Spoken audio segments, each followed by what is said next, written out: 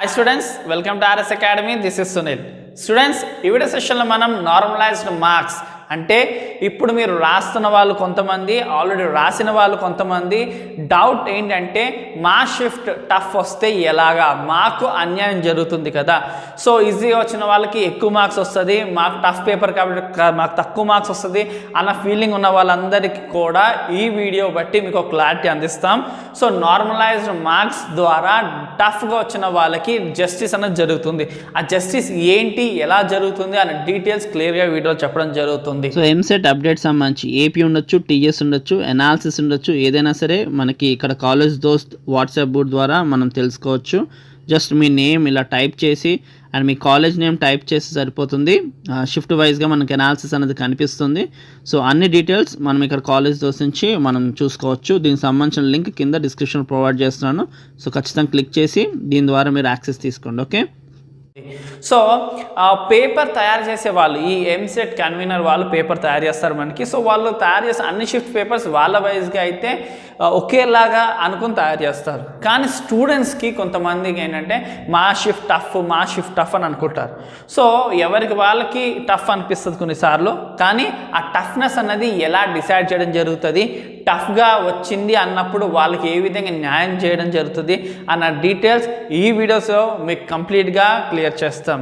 And ఖచ్చితంగా future అంటే మీరు వెబ్ ఆప్షన్స్ ఏ విధంగా, మీ కౌన్సిలింగ్ ఏ విధంగా అటెండ్ అవ్వాలి, ఆప్షన్స్ పెట్టేటప్పుడు బెస్ట్ కాలేజ్ ఎలా సెలెక్ట్ చేసుకోవాలి, ఏ పారామీటర్స్ బేస్ చేసుకుని ఇది మంచి కాలేజా లేకపోతే కాదు అని ఎలా డిసైడ్ చేసుకోవాలి అన్న కంప్లీట్ డీటెయిల్స్ మన ఛానల్లో మీకు అందించడం జరుగుతుంది. ఖచ్చితంగా స్టూడెంట్స్ కావాల్సిన గైడెన్స్ కానీ వాళ్ళకి మన ఛానల్ తరఫున అందించాల్సిన ప్రతి ఇన్ఫర్మేషన్ కానీ ఎక్స్ప్లెనేషన్స్ కానీ మేము అందించడం జరుగుతుంది. సో చూస్తున్న వాళ్ళు మన ఛానల్ ఇంకెవరైనా సబ్స్క్రైబ్ చేసుకోకపోతే ఖచ్చితంగా సబ్స్క్రైబ్ చేసుకోండి. ఈ వీడియోని, ఈ ఇన్ఫర్మేషన్ మీ ఫ్రెండ్స్లో ఎవరికైనా నెసెసిటీ ఉందో ఖచ్చితంగా షేర్ చేయండి. వాళ్ళకి మీరు కొంత క్లారిటీ అందించిన వాళ్ళు, హెల్ప్ చేసిన వాళ్ళు అవుతారు. సో నార్మలైజ్డ్ మార్క్స్, సో ఒక టఫ్ పేపర్ వచ్చింది అనుకోండి, సో ఈజీ పేపర్ వాళ్ళకి ఎక్కువ మార్క్స్ వస్తుంది, టఫ్ వాళ్ళకి తక్కువ మార్క్స్ వస్తుంది. సో అలాంటి వాళ్ళకి ఏంటంటే కొన్ని మార్క్స్ అనేది యాడ్ చేయడం జరుగుతుంది. ఆ మార్క్స్ని మనం నార్మలైజ్డ్ మార్క్స్ అంటాం. సో ఫైనల్ మార్క్స్ అవి. సో ఆ ఫైనల్ మార్క్స్ ఎలా ఇవ్వడం జరుగుతుంది, ఏంటి, దేని బేస్డ్ అన్నది ఇప్పుడు చూద్దాం. సో నార్మలైజ్డ్ మార్క్స్ అన్నది ఈ ఫార్ములా బేస్డ్ ఆన్ మనకు మార్క్స్ ఇవ్వడం జరుగుతుంది. సో అదేంటంటే GASD plus GTA minus GASD by STA minus SASD into marks obtained by the candidate in a subject in a session minus SASD. అంటే so ఇది grand average అన్ని షిఫ్ట్స్లో, అంటే ఎన్ని shifts ఉంటే అన్ని షిఫ్ట్స్లో యావరేజ్ మార్క్స్ని తీసుకోవడం జరిగింది. ఇది గ్రాండ్ యావరేజ్. సో ఇక్కడ వచ్చేసి grand toppers average. So toppers average minus మళ్ళీ గ్రాండ్ అందరి షిఫ్ట్స్ యొక్క యావరేజ్. సో ఈ మూడు అర్థమైంది అనుకుంటా. ఇది గ్రాండ్ యావరేజ్ అంటే అన్ని షిఫ్ట్స్లో జరిగిన అన్ని షిఫ్ట్స్లో నుంచి మనకి యావరేజ్ మార్క్స్ తీసుకోవడం జరుగుతుంది. ప్లస్ టాపర్స్ యావరేజ్, అన్ని షిఫ్ట్లో టాపర్స్ ఎంత వచ్చింది, టాప్ మార్క్స్, ఆ టాప్ మార్క్స్ తీసుకుని యావరేజ్ తీసుకోవడం జరుగుతుంది. మైనస్ గ్రాండ్ యావరేజ్ బై ఇది ఆ పర్టిక్యులర్ సెషన్లో ఉన్న toppers average and next minus ఆ సెషన్లో యావరేజ్ మార్క్స్. అర్థమైంది అనుకుంటా. ఆ సెషన్లో టాపర్స్ యావరేజ్, ఆ సెషన్లో యావరేజ్ తీసుకోవడం జరుగుతుంది. ఇక్కడ క్యాండిడేట్ యొక్క మార్క్స్ తీసుకోవడం జరుగుతుంది. ఇక్కడ ఈ పర్టికులర్ పోర్షన్ ఏంటి, క్యాండిడేట్ యొక్క మార్క్స్ మైనస్ ఆ క్యాండిడేట్ రాసిన ఆ పర్టికులర్ సెషన్లో యావరేజ్ మార్క్స్ని మైనస్ చేస్తాం. సో ఈ ఫార్ములాని బేస్ చేసుకుని డిఫికల్ట్ పేపర్ వాళ్ళకి మార్క్స్ యాడ్ ఆన్ అయితే, ఈజీ పేపర్ వాళ్ళకి కొన్ని మార్క్స్ తగ్గడం జరుగుతుంది, మోడరేట్ అయితే యథావిధిగా మార్క్స్ ఇవ్వడం జరుగుతుంది. అది ఎలాగో ఒకసారి చూద్దాం. సో ఒక డిఫికల్ట్ పేపర్ని ఫేస్ చేసిన అతనికి 50 మార్క్స్ వచ్చినాయి అనుకోండి ఒక క్యాండిడేట్కి. సో అప్పుడు ఏంటి, నార్మలైజ్డ్ మార్క్స్ ఇవి మాత్రం సేమ్ ఉంటుంది. ఏది, గ్రాండ్ యావరేజ్ అన్ని షిఫ్ట్లో యావరేజ్ 70 అనుకుందాం, టాపర్స్లో యావరేజ్ 140 అండ్ ఇదే మళ్ళీ ఇక్కడ వస్తుంది. So grand averages and grand toppers minus మళ్ళీ గ్రాండ్ యావరేజెస్ తీసుకుంటాం. అండ్ ఆ పర్టికులర్ సెషన్, సో ఈ క్యాండిడేట్ యొక్క ఆ పర్టికులర్ సెషన్లో టాపర్స్ యావరేజ్ మైనస్ ఏంటి మనకి యావరేజ్ చేస్తాం. సో ఇది క్యాండిడేట్ మార్క్స్. సో ఇది పర్టికులర్గా ఏంటి మనకి క్యాండిడేట్ మార్క్స్. ఇక్కడ మాత్రమే క్యాండిడేట్ మార్క్స్ వేసుకుంటాం. సో 50. సో మళ్ళీ మనకు మైనస్ ఆఫ్ ఏంటి ఆ సెషన్లో యావరేజ్ మార్క్స్ ఎంత 60. సో చేస్తే మనకి ఎంత వచ్చింది 70.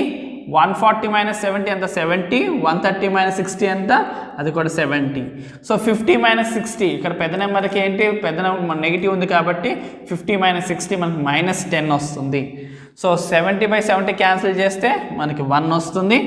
సో అంతా సేమ్ 70 ప్లస్ 70 క్యాన్సిల్ చేస్తే 1 ఇంటూ -10. So 70 1 into -10 -10. సో 70లోంచి 10 తీస్తే 60. సో ఇలాగ డిఫికల్ట్ పేపర్ ఫేస్ చేసిన అతనికి ఆ లెవెల్ ఆఫ్ డిఫికల్టీ బట్టి అతను చూసుకుంటే ఇలా 60 మార్క్స్, అతనికి నార్మలైజ్డ్ మార్క్స్ వచ్చి 60. ఆ సెషన్ మార్క్స్ 50 కింద చూపిస్తారు కానీ ఫైనల్ మార్క్స్ 60 కింద వస్తుంది.